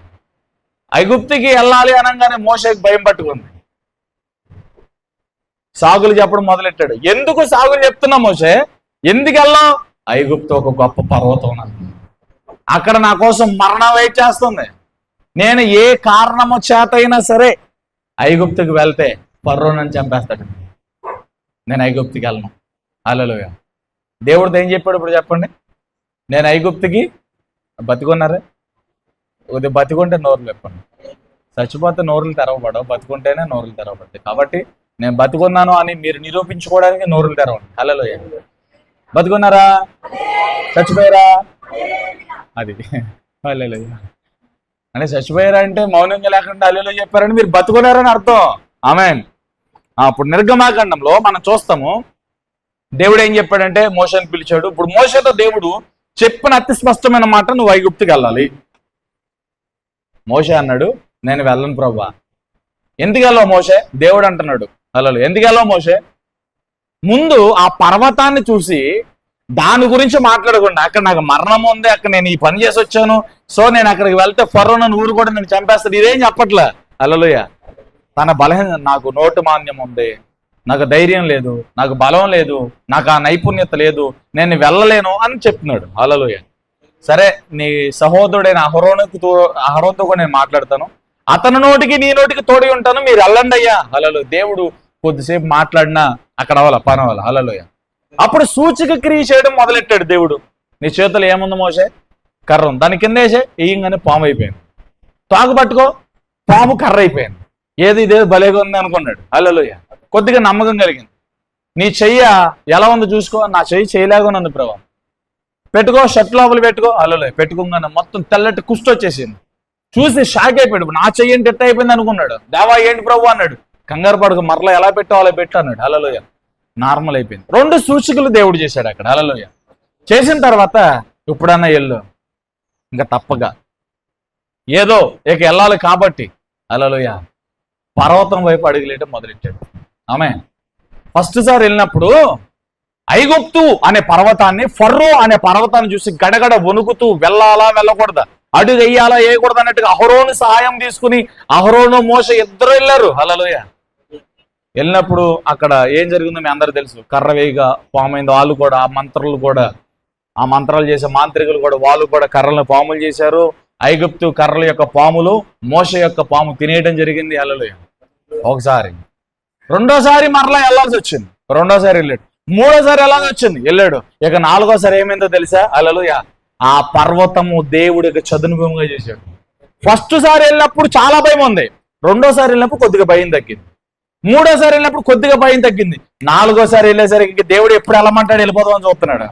అంటే ఇక్కడ ఏం జరిగిందో తెలుసా? తన జీవితంలో ఉన్న ఒక పర్వతము భయం. ఐగుప్తుకి వెళ్తే ఐగుప్తు నన్ను చంపేస్తుంది, ఫరో నన్ను చంపేస్తాడు, అక్కడికి వెళ్తే నేను తిరిగి రాలేను అనే ఒక భయాన్ని పెట్టేసుకున్నాడు. ఈ రోజు నీ భయం ఉంది సంఘం. ఇక నా అప్పు తీరదు. ఎలా తీర్చబడుతుంది నా అప్పు? నాకేమో 20 లక్షలు అప్పు ఉంది, నాకు వచ్చే ఆదాయం నెలకు 10,000 కూడా లేదు. ఎలా? పెళ్ళిడికి వచ్చింది, పిల్ల ఉంది, 20-25 సంవత్సరాలు వచ్చింది, కరెక్ట్గా ఎవరు సెట్ అవుతుంది? ఇంక నా పిల్లకి పెళ్ళి అవుతుందా? నాకు ఉద్యోగం వస్తుందా? నేను ఇల్లు కట్టుకోగలుగుతానా? హల్లెలూయా. భవిష్యత్తును గురించిన భయాలు, జీవిత విధి విధానాల గురించిన భయాలు, గృహము గురించిన భయం, వివాహం గురించిన భయం, బిడ్డల గురించిన భయము. హల్లెలూయా. ఎన్నో భయాలు ఉన్నాయి. ఈ భయాలన్నింటికి కూడా ధైర్యం ఇచ్చే స్థలము దేవుని సన్నిధి. హల్లెలూయా. మోషే తన హృదయంలో వేసేసుకున్నాడు ఒక భయాన్ని, ఒక పర్వతాన్ని పెట్టేసుకున్నాడు. ఒక అగ్ని పర్వతంలాగా అది మండుతుంది. ఏంటి ఆ పర్వతం? ఐగుప్తుకి ఎప్పుడు వెళ్ళకూడదు అనుకున్నాడు. ఎప్పుడైనా సరే నేను వెళ్తే వాళ్ళు నన్ను చంపేస్తారు, కాబట్టి ఎలాంటి పరిస్థితి వచ్చినా నేను ఐగుప్తుకి వెళ్ళను అని శపథం చేసుకుని వచ్చాడు. అదవుతుందా? ఐగుప్తుకి ఎప్పుడు వెళ్ళకూడదని శపథం చేసుకుని తనకు తాను ఒక నిర్ణయం తీసేసుకుని వచ్చాడు. కానీ దేవుడు ఎక్కడ పంపించాడు చెప్పండి? ఎక్కడికైతే వెళ్ళకూడదు అనుకున్నాడో, ఎక్కడి నుంచి పారిపోయి వచ్చాడో, ఎక్కడి నుంచి భయముతో వణుకుతూ పరిగెత్తుకుంటూ వచ్చాడో అక్కడికి. ఫస్ట్ సారి వెళ్ళినప్పుడు భయం ఉంది, రెండోసారి వెళ్ళినప్పుడు కొద్దిగా భయం తగ్గింది, మూడోసారి వెళ్ళినప్పుడు కొద్దిగా భయం తగ్గింది, నాలుగోసారి వెళ్ళేసరికి దేవుడు చదును భూమి తన మనస్సాక్షిని మార్చేశాడు. ఎందుకంటే వెళ్ళిన కాడ దేవుడు ఏదైతే జరుగుద్దని చెప్తున్నాడో అది మోషే ద్వారా దేవుడు జరిగించేస్తున్నాడు. హల్లెలూయా. ఇప్పుడు చూడండి, మన ద్వారా అద్భుతాలు జరుగుతున్నాయి ప్రారంభించాడు అనుకో దేవుడు, ఫస్ట్ సారి ఏదోలా ఉంటది. అద్భుతాలు జరగడం 2-3 సందర్భాలు అద్భుతాలు జరిగినాయి. నాలుగోసారికి ఏం చేస్తాం? ఇక ధైర్యంగా దేవుని కార్యాలు చేయడానికి ఇక ధైర్యము కలిగి ఉంటాం, కానీ భయం ఉండదు. చూడండి, స్టేజ్ మీద ఎవరన్నా మాట్లాడాలంటే, ఏదన్నా పెద్దవాళ్ళతో ఏదైనా మాట్లాడాలంటే ఎప్పుడు మాట్లాడిన వాళ్ళకి ఏముంటుందంటే కొద్దిగా భయం ఉంటుంది, స్టేజ్ ఫీర్ ఉంటుంది. వారి మాటలు తడబడుతూ ఉంటాయి, లోపల లోపల వణుకు పుడుతూ ఉంటది, వచ్చే గొంతుకు మారిపోద్ది, కాకు గొంతుకులు పిల్లి గొంతుకులు వచ్చేస్తాయి. అలా 2-3 సార్లు మాట్లాడేసరికి ఏమైపోతుంది? ఆ భయం పోతుంది. 2-3 సార్లు మాట్లాడేసరికి ఏం పోతుంది చెప్పండి? ధైర్యంగా నిలబడగలిగి మాట్లాడతారు. మోషే జీవితంలో కూడా ఈ భయం దేవుడు ఏం చేశాడు తెలుసా? నడిపించాడు. ఆ భయమును చదునుగా మార్చేశాడు దేవుడు. హల్లెలూయా. మోషేని నాయకుడిగా మార్చడానికి తనలో ఉన్న భయాన్ని దేవుడు బయటికి తీసుకొచ్చాడు. హల్లెలూయా. నీ జీవితంలో ఉన్న భయం కూడా అంతే. నువ్వు దేని చేత అయితే భయపడుతున్నావో, ఏ పర్వతం అయితే నేను అణిచివేస్తుందో, ఏ రోగం అయితే నేను అణిచివేస్తుందో, ఏ భయం అయితే నేను అణిచివేస్తుందో, హల్లెలూయా, ఆ భయాన్ని పట్టుకుని దేవుని దగ్గర ఆ పర్వతాన్ని దేవుడు చదునుగా మారుస్తాడు, చదును భూమిగా మారుస్తాడు. అర్థమవుతుందా? ఎందుకు భయం? పిల్లలు పుట్టరని భయమా? ఎవరు చెప్పారు? డాక్టర్ చెప్పారా? హల్లెలూయా. ఎవరు చెప్పారు నీకు పలానా రోగం ఉందని? ఆ రోగం ఇంకా తగ్గదని ఎవరు చెప్పారు? కొంతమంది అనుకుంటారు ఇక మన కొంపలో ఇక అద్దె కొంపలే, ఇంకా మన ఇల్లు కట్టుకోలేము, మన జీవితాలు ఇంతే, ఇక మన అప్పులు తీరవు. ఏమండి? హల్లెలూయా. ఎందుకు నీకు నువ్వు అలా కించపరి చేసుకునేటట్లుగా, నిన్ను నువ్వు తక్కువ చేసేసుకునేటట్లుగా ఎవరన్నారు? దేవుడు ద్వారం తెరిస్తే ఎంత? దేవునికి అసాధ్యమైనది ఏమైనా ఉందా? యెహోవా నేను నాకు అసాధ్యమైనది ఏదైనా కలదా? హల్లెలూయా. చెప్పండి, యెహోవానైనా నేను నాకు అసాధ్యమైనది ఏదైనా కలదా? దేవుడు అంటున్నాడు. ఏం చెప్తారు మీరు ఆన్సర్? అవును ప్రభా, నీకు అసాధ్యమైంది ఏది లేదంటావా? ఉందంటావా? చెప్పండి, అసాధ్యమైంది ఏదైనా ఉందా దేవునికి? ఉందా? హల్లెలూయా. నీ స్థితిగతులు దేవుడు మార్చగలిగిన మోషేని ఒక నాయకుడిగా నిలబెట్టాడు. ఫర్రో దగ్గరికి ఇక మోషే వెళ్తుంటే ఫర్రోకి గుండెల్లో రైలు పరిగెడుతున్నాయి, బాబు వచ్చేస్తున్నాడు, ఇప్పుడు ఏం మాట్లాడుతాడు, ఏం జరిగిపోతుంది.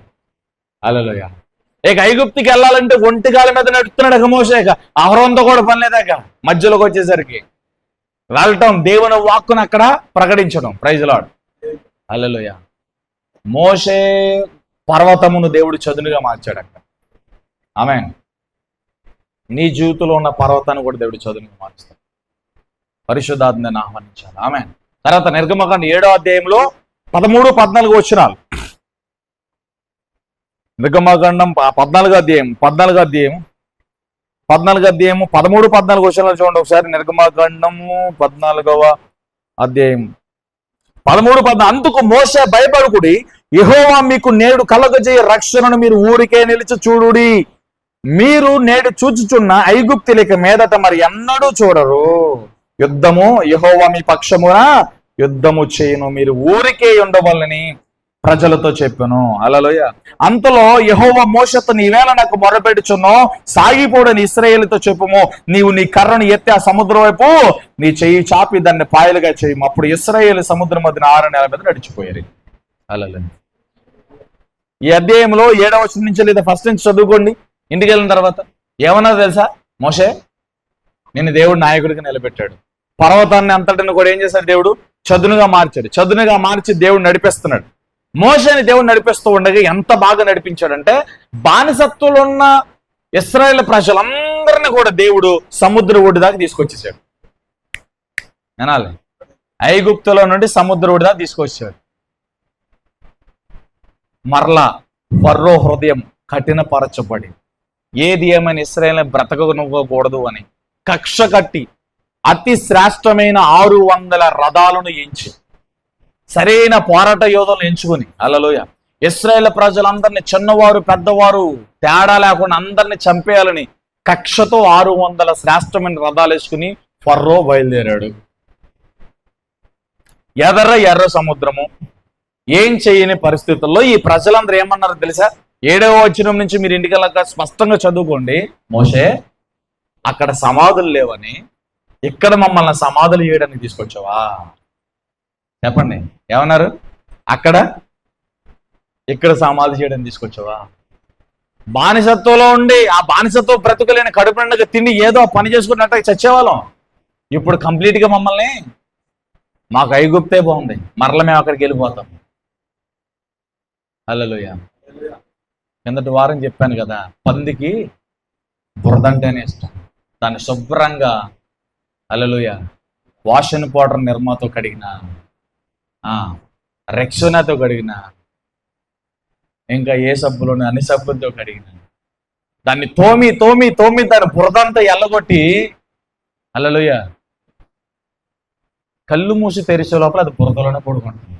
ఆ పంది దగ్గరికి వెళ్ళి, నేను సబ్బుతో తోమాను, వాష్ అండ్ పౌడర్ నిర్మాత తోమాను.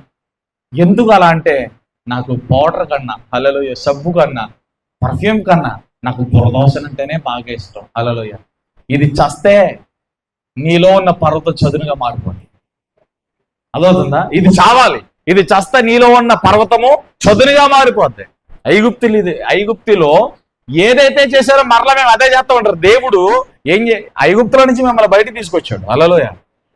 ఇక్కడ ఉండలేకపోతున్న ప్రభువా రక్షకుని పిలువు, రక్షకుని పంపించు, మెస్సైని పంపించు అని మొర్ర పెట్టిన వాళ్ళు, హల్లెలూయా, నాయకుడు వచ్చిన తర్వాత ఐగుప్తుల నుంచి బయటకు తీసుకొచ్చిన తర్వాత మరలా ఏమంటున్నారో తెలుసా? మాకు మొదటి ఐగుప్తే బాగుంది. హల్లెలూయా. యేసు ప్రభువులకు వచ్చిన తర్వాత ఇలాంటి మూర్ఖతరం వారు ఉంటారు. యేసు ప్రభువులకు వచ్చినాక నా కష్టాలు ఎక్కువైపోయినాయి, అప్పుడే బాగుంది. ఎవరు రమ్మనండి? నేను బలవంతంగా లాక్కొచ్చాడండి. ఎప్పుడైనా యేసు ప్రభుని నమ్ముకొని నాకు అందరూ నన్ను వదిలిపెట్టేశారు. యేసు ప్రభుని నమ్ముకొని ఏమి తినకూడదంట, యేసు ప్రభుని నమ్ముకొని ఎక్కడ పడితే వాడికి వెళ్ళకూడదంటే చేయకూడదంటే, ఇష్టమైతే ఉండి కష్టమైతే మానే, దేవునికి నచ్చినట్టుగా బ్రతకాలి. వాక్యం ఏది చెప్పింది అదే చేయాలి. హల్లెలూయా. ఇలా ఉన్నారు. మరలా చెప్పండి, అందరూ నోరు తెరిచి ఎడకెళ్ళాలి. అదే బాగుంది. మేము ఇక్కడ ఉండలేకపోతున్నాం ప్రభువా, మాకు రక్షకుడు పంపించు అన్నా వాళ్ళు. దేవుడు పోనేలని చెప్పి రక్షకుని పంపించి, నాయకుని పంపించి నడిపించుకొస్తాయి. ఇప్పుడు శ్రమ వచ్చిందని, కష్టం వచ్చిందని ఏమన్నారు తెలుసా? హల్లెలూయా. కొంతమంది ఎలాంటి వాళ్ళు అంటారు, ఆమె మంచి జరిగితే మేమంటారు, మంచి జరగకపోతే పక్కన వాళ్ళ మీద నెట్టారు అండి. వీళ్ళు కూడా అదే టైపు. మంచి జరిగింది అనుకో, మేలు జరిగింది అనుకో, మేమేనండి, నా మాట విని నేను చెప్పింది చేశారు కాబట్టి అది మంచి జరిగింది. హల్లెలూయా. అదే జరగకూడదు జరిగింది అనుకో, నాకు సంబంధం లేదంటారు, నాకు తెలియదు అంటారు. హల్లెలూయా. అంటే మంచి జరిగితేనేమో ఉంటారు, కీడు జరిగితే నా సంబంధం లేదని వెళ్ళిపోతారు, పక్కన వాళ్ళ మీద గింటేస్తారు. హల్లెలూయా. ఆ బ్యాచ్లో కనబడుతున్నారు ఎక్కువ, చేతులు తెలియ. మిమ్మల్ని కాదు అన్నది, వేరే వాళ్ళు. హల్లెలూయా. మిమ్మల్ని ఎందుకంటాను? చేతులు తెలియ చెప్పండి అన్నారా? ప్రభా అప్పుడున్నప్పుడే నీ దగ్గరకు వచ్చిన తర్వాత, రక్షణ పొందిన తర్వాత, బాప్తిజం పొందిన తర్వాత ఫ్రీడమ్ కోల్పోయాను, ఎక్కడ పోతే అక్కడికి వెళ్ళకపోతున్నాను. హల్లెలూయా. ఇదే అంటున్నారు, మాకు ఐగుప్తే బాగుంది మోషే, అక్కడే బాగుంది, మేము అక్కడికి వెళ్ళిపోతాం బెస్ట్. హల్లెలూయా. మోషే వాళ్ళని పిచ్చకింది తిట్టాడు, నోర్మైంది. ఊరికే నిలిచి చూడండి, శతం మాట్లాడదు, ఒక్క మాట మాట్లాడదు. 600 శ్రేష్టమైన రథంతో ఫరో వచ్చిన, ఎర్ర సముద్రం అన్న, ఇంకా ఎలాంటి ఉపద్రవాలు వచ్చినా ఊరికే నిలిచి దేవుడు చేయబోయే రక్షణ కార్యాన్ని చూడండి. రకరకాల మాటలు మాట్లాడుతున్నారు అక్కడ. మోషే మీద సనుగుతున్నారు, గొనుగుతున్నారు. చాలా సాఫ్ట్ గా రాయబడింది, కానీ ఇక్కడ అంత సాఫ్ట్ గా అక్కడ లేదు. ఒక్కొక్కడు ఒక్కొక్క రకమైన మాట. హల్లెలూయా. చెల్లి చెప్పండి. లైవ్ లో ఎన్నో అద్భుతాలు జరిగిన అద్భుతాల గురించి ఎవడో మాట్లాడటం, ఎక్కడి నుంచో ఎవరో తీసుకొచ్చారంట. హల్లెలూయా. అదేదో పలానా పాస్టర్ గారు ప్రార్థన చేస్తే తగ్గలేదు, మరలా ప్రాణాపాయ స్థితికి వెళ్ళిందని చెప్పి టీవీ9 న్యూస్ లో వాయించేస్తున్నారు. మరి పాస్టర్ గారి ద్వారా దేవుడు చేసిన అద్భుతాలు జరిగినవన్నీ కూడా మరి ప్రకటించండి. ఫెయిల్ అయిందని ఒక్కదాన్ని తీసుకోవచ్చు. ఇదే బెల్లమల్లి ప్రవీణ మొన్న చాలా ఇష్యూ అయింది అది. హల్లెలూయా. మరి ఆయన ద్వారా ఇంకా వేరే పరిస్థితుల ద్వారా ఆయన ఏర్పాటు చేసిన సేవకుల ద్వారా దేవుడు జరిగించిన అద్భుతాల గురించి కూడా చెప్పండి టీవీల్లో. అంటే మంచి జరిగితేనేమో దాచేస్తారు, చెడు జరిగితేనేమో ప్రకటించేస్తారు. హల్లెలూయా. సంఘంలో కూడా చాలా మంది ఉంటారు ప్రైజ్లో. అంతగానే షటప్, మాట్లాడొద్దాం, ఊరికే నిలిచి ఆయన జరిగించే రక్షణ కార్యాన్ని మీరు చూడండి అంతే.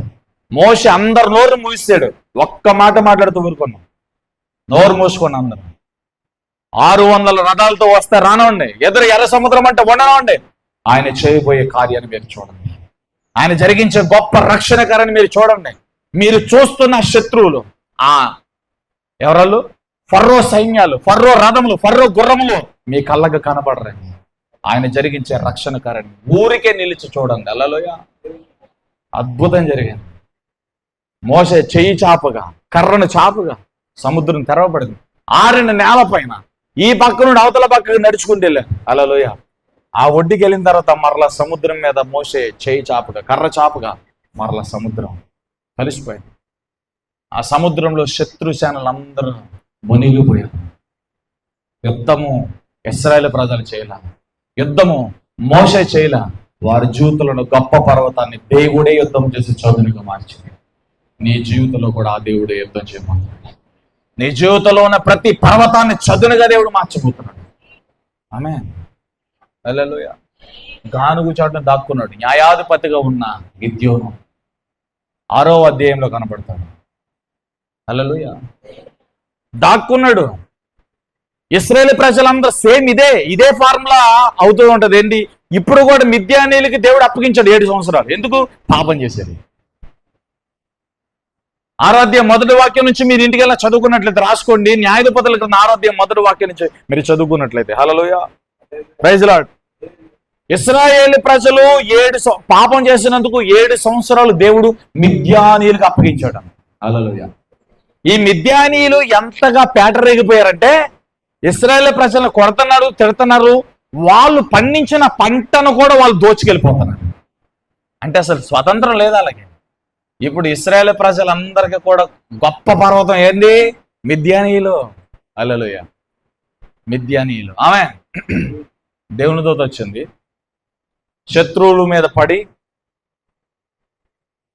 మిద్యానీయులు వచ్చి ఇశ్రాయేలు మీద ప్రజలు పడి వాళ్ళ పంటను దోచుకెళ్ళిపోతున్నారు. ప్రాణాపాయంతో ఎవడింట్లో వాడు దాక్కున్నాడు. గానుగులు కాడ, చెట్లు కాడ దాక్కున్నాడు. ఈయన ఒక గానుగు పక్కన ఉన్న ఒక చెట్టు పక్కన దాక్కున్నాడు. ఎవరు? గిద్యోను. పరాక్రమము కలిగిన బలాద్యుడా. ఎవరో పరాక్రమం కలిగిన బలాద్యుడా అని చెప్పి గిద్యోని వెనక ముందు చూసుకుంటున్నాడు. హల్లెలూయా. ఆయన నమ్ముతులేదు. అరే బాబు, నువ్వే, నీ వల్ల అన్ని అవుతుంది, నువ్వు ప్రార్థన చేస్తే దేవుడు నేను వాడుకుంటాడంటే, నా వల్ల ఏం కాదన్నా, నేనేం చేయలేను అన్న. ఎందుకు అలా ఉంటావు?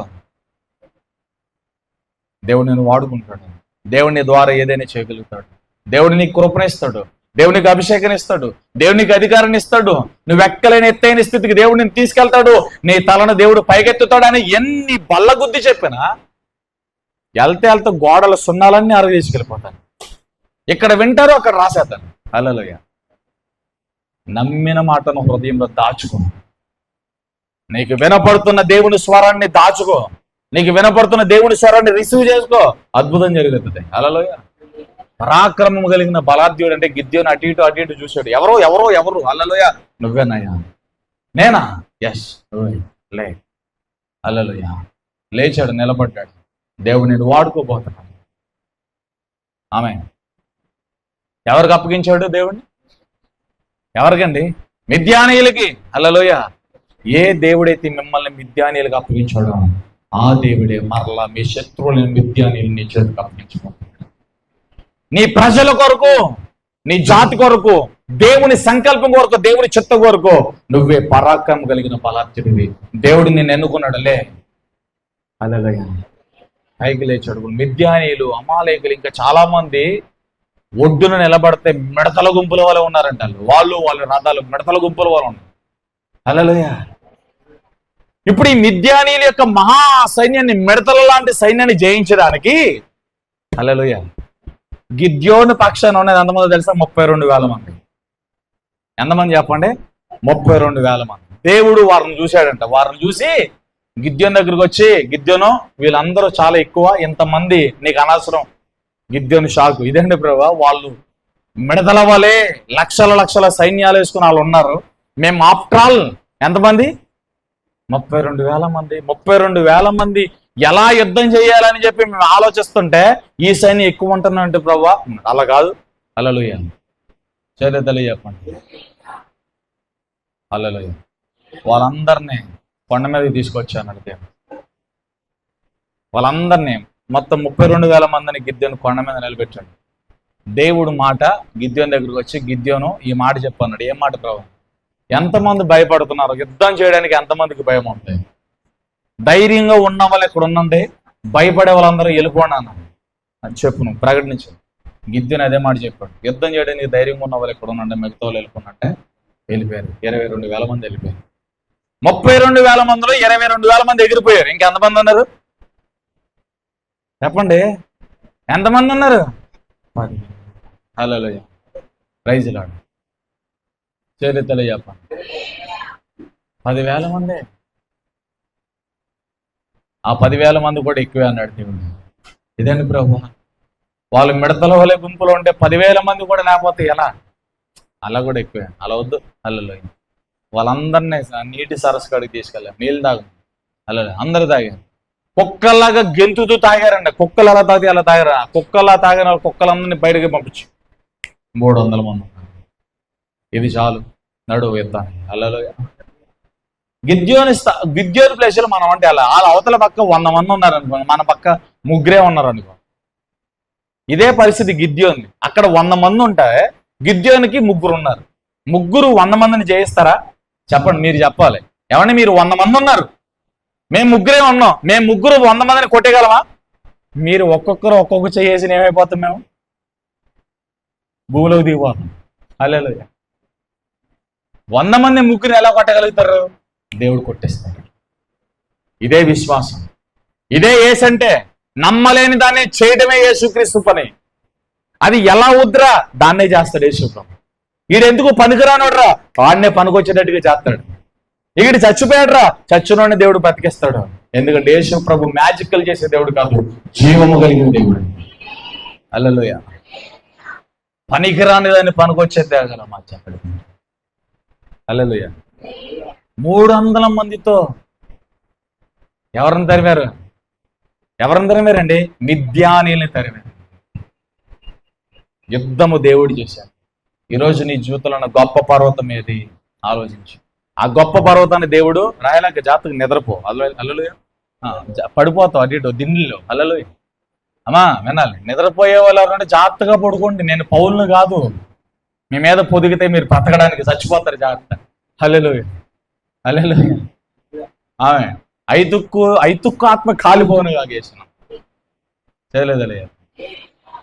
మన కృప ఏంటంటే దేవుడు 3 స్టేర్లు అవ్వాల. మీరు ఎప్పుడైతే వాక్యం చెప్పేటప్పుడు నిద్రపోవటం మానేతారో అప్పుడు దేవుడు మనకు 3 స్టేర్లు ఇస్తాడు. మీ చేతుల్లోనే ఉన్న 3 స్టేర్ల బిల్డింగ్ కావాలంటే. హల్లెలూయా. మీరు నిద్రపోయేంత వరకు 3 స్టేర్ల బిల్డింగ్ రాదండి. హల్లెలూయా. మీరు వాక్యాన్ని జాగ్రత్తగా వింటే 3 స్టేర్ల బిల్డింగ్ వచ్చును కాదు. అంతేగాని మేము మెలుగుగా ఉంటామని మాత్రం అంటలా. ఆమె ఆమేన్. ఎంతమంది మెలుగుకుంటారు? ఎంతమంది జీవితంలో పర్వతాలు ఉన్నాయి? ఆ పర్వతాలను దేవుడు ఏం చేయబోతున్నాడు? చదునుగా మార్చి. ఎలా చదునుగా మారుతుంది? పరిశుద్ధాత్మ దేవుడు నీ జీవితంలో ఆయన ఇన్వాల్వ్ అయ్యి నీ పక్షం యుద్ధం చేస్తాడే. నువ్వు ఎవరితో మాట్లాడాలో ఆయన నీలోనికి వచ్చి నీలో నుండి ఇతరులతో మాట్లాడతాడు. నువ్వు ఎవరికి ఏ రకమైన సమాధానం చెప్పాలో, నువ్వు ఎవరికి ఏ రకమైన ఆన్సర్ చేయాలో అది పరిశుద్ధాత్మ చేస్తాడు. నువ్వు నడవలసిన మార్గాలు నీకు బోధిస్తాడు. నువ్వు వెళ్ళాల్సిన త్రావుల్లో దేవుడు నేను నడిపిస్తాడు. నీకు చేయాల్సిన ఉపదేశాన్ని దేవుడు నీకు చేస్తాడు. నువ్వు వాక్యం చదువుతున్నప్పుడు నీ హృదయంలో నుంచి దేవుడు నీతో మాట్లాడతాడు. నువ్వు ప్రార్థన చేస్తున్నప్పుడు దర్శనాలతో దేవుడు మాట్లాడతాడు. నువ్వు ఇంకా దేవుడిని ప్రేమిస్తే, దేవుణ్ణి ఎవరైతే ఎక్కువగా ప్రేమిస్తారో వారిని దేవుడు నేరుగా స్వరంతో మాట్లాడతాడు. హల్లెలూయా. అంతేగాని ఆదివారం పూట చర్చలు మానేసేవాళ్ళు, క్రమాన్ని ఎగ్గొట్టేసేవాళ్ళు, అన్ని బాగుంటేనే వచ్చేవాళ్ళు, పరిస్థితులు బాగోలేకపోతే దేవుణ్ణి కేర్ చేయని వాళ్ళతో దేవుడా నువ్వు ఎంత ప్రేమిస్తావు దేవుడు కూడా అంతే ప్రేమిస్తావు. హల్లెలూయా. ఎంతమంది ఎన్ని అనుకుంటున్నా, తుఫాను మొక్క మీద ఉమ్మలేస్తున్నా, చేదరించుకుంటున్నా, యేసు ప్రభుని ముద్దు పెట్టుకోవడం మానలా, కన్నీరు కార్చడం మానలా, తల వెంట్రుకలతో యేసు ప్రభు పాదాలను శుభ్రపరచడం మానలా. యేసు ప్రభు ఇచ్చిన స్టేట్మెంట్ ఏంటి తెలుసా? పక్కన నవ్విన నవ్వులు పట్టించుకోకుండా, పక్కన వాళ్ళ వేషధారణ పట్టించుకోకుండా, వాళ్ళ అవమానాలు పట్టించుకోకుండా యేసు ప్రభువును ప్రేమించే విషయంలో నిమగ్నం అయిపోయింది ఆవిడ. యేసు ప్రభువును ముద్దులు పెట్టే విషయంలో నిమగ్నం అయిపోయింది. కన్నీరు కార్చి కన్నీటితో యేసు ప్రభు పాదాలు తుడిచే విషయంలో నిమగ్నం అయిపోయింది. ఎవరి మాటలు వినపడలేదు. హల్లెలూయా. నువ్వు విస్తారంగా ఆయన ప్రేమించబడి నీ విస్తార దోషాలు క్షమించు, సమాధానం కలిగి వెళ్ళిపోతుంది. వెళ్తే తాగు. హల్లెలూయా. నన్ను గురించి ఎక్కడైతే ప్రకటించబడుతుందో అక్కడ నిన్ను గురించి కూడా ప్రకటించబడుతుంది. ఈ రోజు ఆవిడ గురించి ఎందుకు చెప్పుకుంటున్నావు తెలుసా? అలా ప్రేమించాలి. ఆరాధనలో కళ్ళు మూయండిరా, జేబులో సెల్ ఫోన్లు వైబ్రేట్లు ఉంటాయి, మూతి ఫోన్ ఏది ఇక్కడ, ఏ ఫోన్లే తొందరగా ఫోన్లు చెడిపోతాను. అలే ఆమె వచ్చేవారి నుంచి వీడు పెట్టేదే చెడిపో, పెట్టకపోతే ఛార్జింగ్ పెడతా కాలిపోతాయి.